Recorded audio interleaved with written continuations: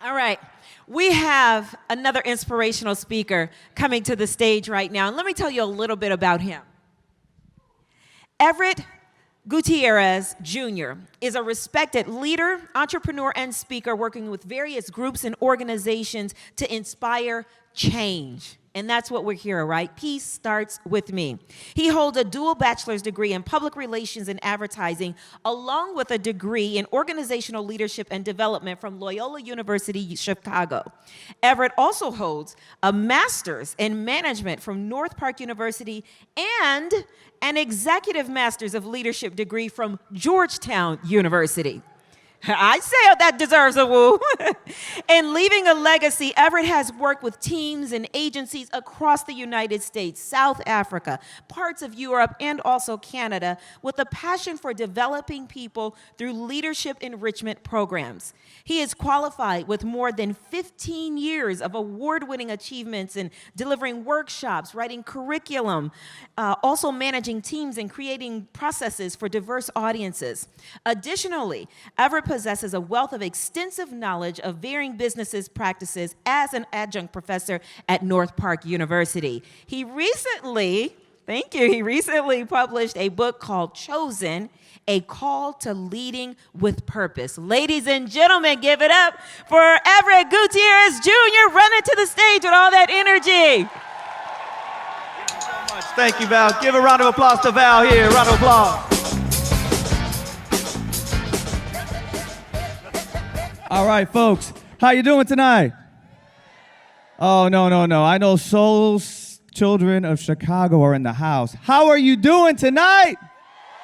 Are you excited to be here, folks? Let me hear you say yeah! So, my name is Everett Gutierrez, and yes, I have a book with me today. Who has my book in the audience so far? Okay, I see you guys in the audience. So it's called Chosen, A Call to Leading with Purpose, right? And I have copies that we're going to be selling in the back for a discounted rate for those who are here today only. But let's talk about the real reason we're here. It's peace, right? Peace starting with me. I have to ask you this question. What happens when things aren't so peaceful? We're living in an age where there are things happening all around us. People are getting killed in stores, churches, movie theaters. And I'm like, where is the peace? And I step back and I say to myself, okay, something is off in our society. And then it tells me something else. Something is off with us. Has anybody ever felt off before? Raise your hand. Let me see you in this audience. Yeah, you've had an off day, off relationship, off job, off boss, right? You have some off things in your life. How do you handle that? Well, this is what I want to talk about today. It's purpose. Now, I know that topic has been thrown around, and you've probably heard purpose here and there in different workshops, conferences, and other places, but I got to tell you this. Purpose, according to Miles Monroe, comes from the intent of the original creator, right? There's an intent there. There is something there that is made, but who can tell you what you were made for? Who can tell you what you're supposed to do in this life? And how does that change the way you respond to chaos? How does that change how you respond to feelings when you feel off? There are two things I want to leave you with today. The first is that you have to make a decision to live a chosen life. It's not enough to just say, I want to do something great in this world. You have to make a decision every day to live a chosen life. That means you're willing to go out and do some work on your purpose. That means you may not know it yet. You may be struggling in certain areas, but you're saying to yourself, there's something inside of me that needs to get cultivated, that needs to be developed. And I ask you this, if money wasn't an issue, resources or time, what one thing would you do in this world to change it? And are you doing that now? You would not believe how many leaders I've talked to who've impacted the world in different ways, but cannot answer that question. So in order for peace to start with you, it begins with you understanding your purpose.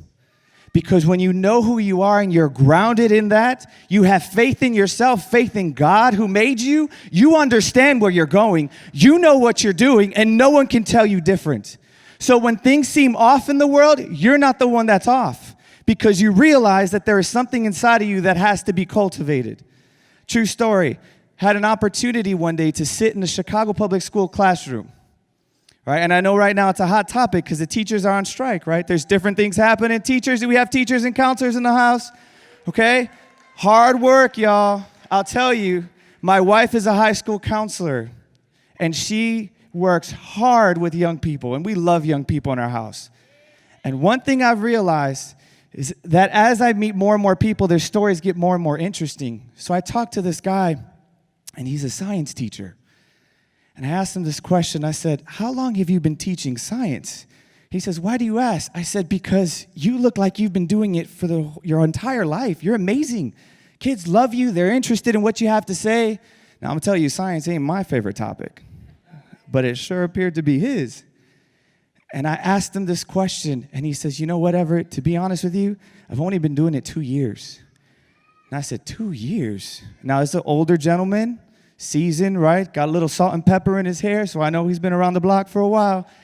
And I'm asking this question. I'm like, 2 years? I said, why just 2 years? And he said, to be honest with you, I used to be a doctor. I had a private practice. I went to medical school. I had patients. I operated on people. And he said, but to tell you the truth, I wasn't happy. The only time I was happy was when I was in front of young people and teaching science. And I said, so what changed that? And he said, my parents died. He spent his entire life succumbing to other people's expectations of him. How long will it take you to walk in your purpose? That's what my book is about. You going out, walking in your purpose, and figuring out what you're supposed to do in this world. Because the sooner you can get there, the sooner we'll see the next best cases, the cures for cancer, and the other amazing things in this world that are in this room, folks, that need to be cultivated. The second thing I want to leave you with, thank you. Second thing, okay, because I got a limited time here. And this involves all of you. Some of you cannot make the decision to live chosen because you got too much toxicity in your life. You can't live out your why because you got too much toxic in your what. So let me hear this. Let me say this. How many times have you come to a place in your life where you have been surrounded by negative people? Where sometimes you feel even in your family it's negative. And you're looking for something positive, and you're like, I don't know if I see anything positive in my community, in my house, with people I know. And all of a sudden, you start to realize that it's hard to remain positive because everybody else is negative. Another toxic thing I see is people and how they describe themselves. We say stuff like, I'm so stupid. How could you do that? What's wrong with you? And I start to question, what are the things that we're saying? Life and death is in the power of the tongue, and those who eat its fruit will love it. I'll tell you right now, if you eat that life, you'll produce life. If you eat that death, you'll also produce death. And so I'm inviting somebody else up here because I want to close with this. All of you tonight, at the sound of my voice, I don't even know you, but I know something about you. You are created to do something amazing in this world that no one else can do.